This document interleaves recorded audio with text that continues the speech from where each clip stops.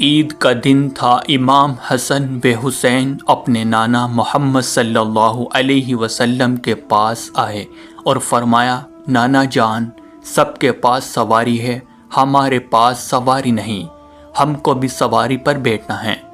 محمد صلی اللہ علیہ وسلم نے امام حسن کو اپنے ایک کاندھے پر بٹھایا اور امام حسین کو اپنے دوسرے کاندھے پر بٹھایا اور کہا، حسن بیٹا، میرے سر کے آدھے بال مبارک تم پکڑ لو اور آدھے بال حسین تم پکڑ لو، میں تم دونوں کی سواری ہوں۔